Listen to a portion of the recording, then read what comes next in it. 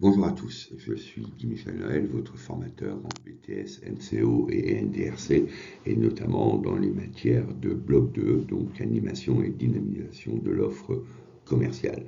Aujourd'hui, je vous propose que nous voyions ensemble les indices de sensibilité. Tout d'abord, à quoi servent les indices de sensibilité, comment on les calcule et comment nous pouvons les interpréter dans le cadre de la dynamique de point de vente.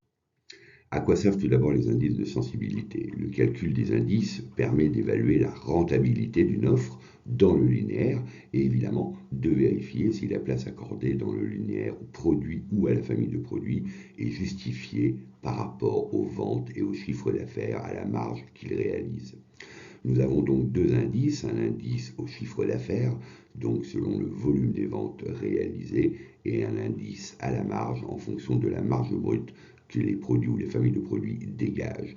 L'analyse des indices permet de prendre des décisions dans la mise en œuvre des linéaires et des actions et de mettre en place des actions correctrices pour améliorer les indices de sensibilité. Il faut savoir que tout indice inférieur à 1 désigne un produit qui occupe une place trop importante compte tenu de sa contribution en termes de chiffre d'affaires ou en termes de marge dégagée.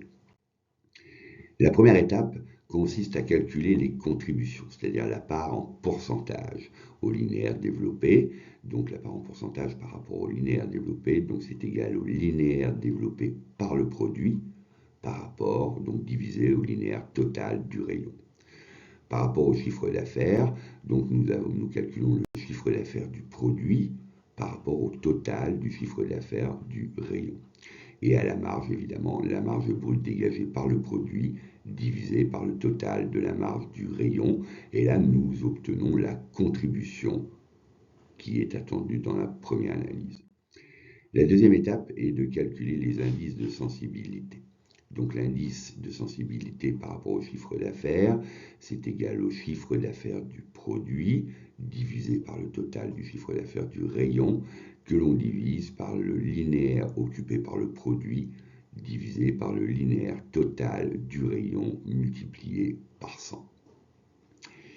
L'indice de sensibilité à la marge, eh bien on prend la marge brute du produit divisé par le total de la marge brute du rayon, que l'on divise par le linéaire occupé par le produit, divisé par le linéaire total du rayon, que l'on multiplie par 100. Ainsi, nous obtenons les deux indices fondamentaux pour l'analyse, l'indice de sensibilité au chiffre d'affaires et l'indice de sensibilité à la marge. L'interprétation donc des niveaux d'indices. Nous avons deux possibilités, un indice de sensibilité au chiffre d'affaires inférieur à 1 ou un indice de sensibilité au chiffre d'affaires supérieur à 1. Et puis nous avons les indices de sensibilité à la marge inférieure à 1 et à la marge supérieure à 1. Dans le premier cas, nous avons un produit qui se vend peu, qui réalise un faible chiffre d'affaires et dégage peu de marge, alors qu'il occupe un mètre linéaire important. Donc c'est un produit qui est ce qu'on appelle surimplanté. Il s'agit dans ce cas de diminuer son linéaire, voire de le déférencer du point de vente.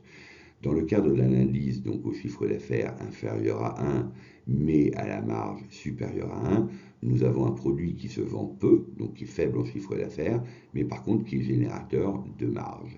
Il faut, je pense, essayer, dans ce cas-là, dynamiser les ventes. Les autres cas de figure, dans le cadre d'un indice sensibilité au chiffre d'affaires supérieur à 1, mais à la marge inférieure à 1, nous avons un produit qui se vend bien, mais qui dégage peu de marge. Donc là, il faut tenter de renégocier son prix d'achat vis-à-vis des fournisseurs pour augmenter la marge. Dans le dernier cas de figure, nous avons un indice de sensibilité au chiffre d'affaires qui est supérieur à 1 et à la marge supérieure à 1. Ce produit se vend bien et génère de la marge intéressante, donc c'est un produit qui est sous-implanté. Il s'agit d'augmenter sa place dans le linéaire. À partir de cette analyse, évidemment, nous pouvons proposer une nouvelle réorganisation au niveau des linéaires en calculant les probabilités d'indices de sensibilité qu'ils doivent, je le rappelle, être supérieurs à 1.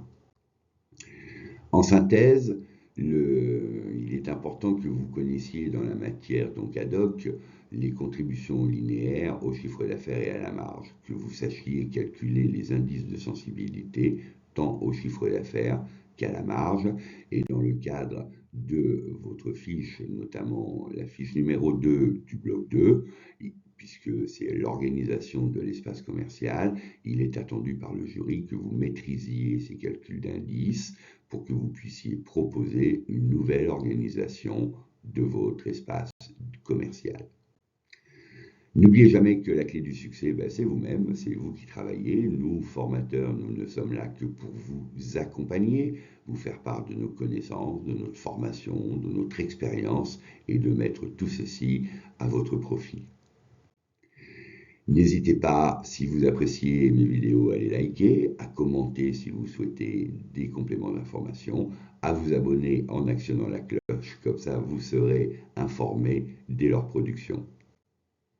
Elles sont produites sur toutes les matières des filières MCO et NDRC, tant en management d'équipe commerciale, en gestion opérationnelle, bloc 1, bloc 2, etc. Merci de votre visite et je vous dis à très bientôt. Portez-vous bien.